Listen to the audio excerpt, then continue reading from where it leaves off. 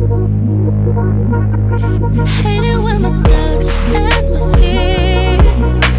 swell up like the ocean. បងប្អូនថ្ងៃនេះយើងមកលេងនៅបឹងភ្លោះបឹងនេះវាមានបឹងពីរមូលភ្លោះជាប់គ្នាអញ្ចឹងគេហៅបឹងភ្លោះប៉ុន្តែនៅឈ្មោះខាងក្រៅទេបើអ្នកនៅភូមិហ្នឹងគេហៅបឹងយ៉ាអោមយ៉ាការ៉ា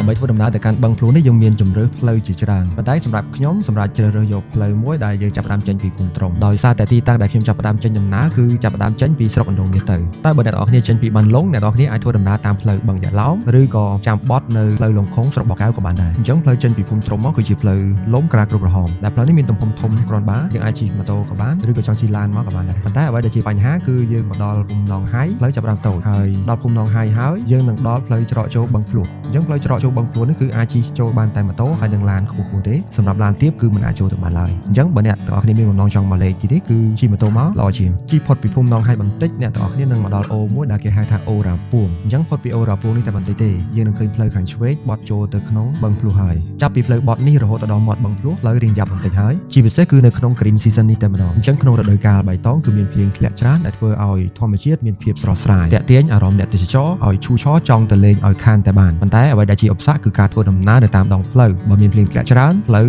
តាមតំបន់រមណីយដ្ឋានប្រកបជាខូចច្រើនតែវាមិនមែនជាឧបសគ្គសម្រាប់អ្នកទេសចរសាច់កាមមួយចំនួននោះទេជាពិសេសគឺខ្ញុំបាទតែម្ដងឲ្យតែមានបំណងចង់ទៅលេងហើយបើតំបន់នោះផ្លូវជិះឡានទៅមិនកើតគឺជិះម៉ូតូបើជិះម៉ូតូទៅមិនដល់ទៀតគឺដើរបន្តរហូតដល់គោលដៅតែម្ដងគោលដៅធំគឺទៅដល់តំបន់ទេសចរថ្មីនិងថប់ផ្សព្វផ្សាយពីតំបន់ទេសចរទាំងនោះ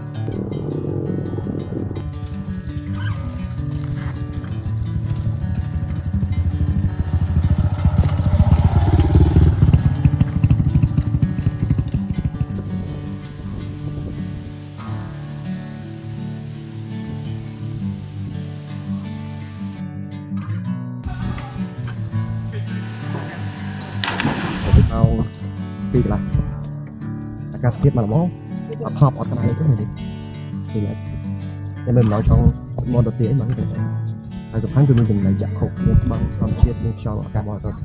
ហើយចំណុចយ៉ាក់ខុកនោះគឺដើមចូលធម្មជាតិទៅនេះដើមចូលច្រើនណាស់បឹងយ៉ាអោមយ៉ាការ៉ាគឺជាបឹងដែលកើតឡើងចេញពីបន្ទុកភ្នំភ្លើងតាំងពីបុរាណកាលមកដែលមានការរំពាត់ដោយព្រៃឈើធំរួមជាមួយនឹងការព្រៃជាច្រើនប្រភេទចម្រុះពណ៌ទឹកបឹងថ្លាយ៉ងបង្ហាញពីវត្តមានជីវៈចម្រុះដែលមានវត្តមាននៅក្នុងទឹកបង្កើតបានជាទស្សនីយភាពដ៏ស្រស់ស្អាតសម្រាប់ទីនេះវីដេអូ vlog ដែលគ្នាយើងមកថតពីច្រើនគឺចេញតាពីផែមកទេผมរកឃើញ view ចេញពីប្លង់ផ្សេងៗអញ្ចឹងបើដូចយើងមកមើលមកឃើញប្លង់កន្លែងនេះស្អាតម្យ៉ាងដែរ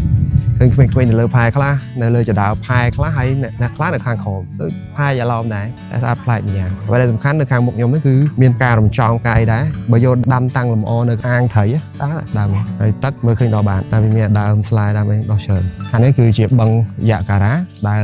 ផ្លូវចូលមានតែប៉ុណ្្នឹងទេនិយាយទៅទឹកច្រត់មកដល់តាមនេះអញ្ចឹងខ្ញុំមិនហ៊ានដើរចូលទេព្រោះយើងមើលទៅដូចវាមានផ្លូវសម្រាប់ចូលទៅដល់ឃើញ view បឹងយ៉ាការ៉ាហ្នឹងទេតែយើងអាចមើលឃើញតិចៗអញ្ចឹងដើម្បីឃើញ view របស់បឹងយ៉ាការ៉ានេះគឺយើងមានតែមើលតាមប្លង់ត្រង់នេះបើថាឲ្យយើងដើរទៅដល់មាត់បឹងខ្ញុំនិយាយស្អីទៀតដែរព្រោះទឹកតាំងពីនេះទៅហើយបឹងនេះតាមខ្ញុំមើលទៅគឺមិនសូវមានអ្នកមកលេងទេប្រហែលជាអាចមានតែអ្នកមកស្ទូចត្រីមករកត្រីអីអាចមានប៉ុន្តែបើមិនជាអ្នកមកហែទឹកលេងគឺពិបាកតិចដោយសារតែមើលទៅមានស្លាយមានស្មៅដោះចូលទៅក្នុងបឹងតាមមាត់បឹងទាំងអស់គឺសិតតែមានស្លាយមានស្មៅអញ្ចឹងវាដូចជាមិនល្អសម្រាប់ការហែទឹកលេងទេអញ្ចឹងភាគច្រើនអ្នកដែលមកលេងគឺលេងនៅខាងបឹងយ៉ាអោមច្រើនជាងយ៉ាអោមយ៉ាការ៉ារបស់យើងគឺមានធុងសម្រាប់មានធុងសម្រាប់ស្អាតច្រើនហើយនេះគឺជាបន្ទប់ទឹកនេះខ្ញុំមិនដឹងថាធ្វើក្នុងថ្ងៃណានេះគេដាក់ថ្ងៃ29ខែ3ឆ្នាំ2026ទើបតែធ្វើដែរប៉ុន្តែយើងដឹងថាការប្រើប្រាស់មិនដែរអូបងប្អូនបន្ទប់ទឹកស្អាតបន្ទប់ទឹកនេះស្អាតប៉ុន្តែគាត់ថាអត់មានទឹកទេអត់មានអ្នកណាយកទឹកមកដាក់ប្រហែលជាអាចមានទឹកមានអីនៅពេលដែលមានបុណ្យទានតែមានបន្ទប់ទឹកចឹងគឺល្អមែនតើអញ្ចឹងអ្នកនរគ្នាដែលមានចំណាប់អារម្មណ៍ចង់មកលេង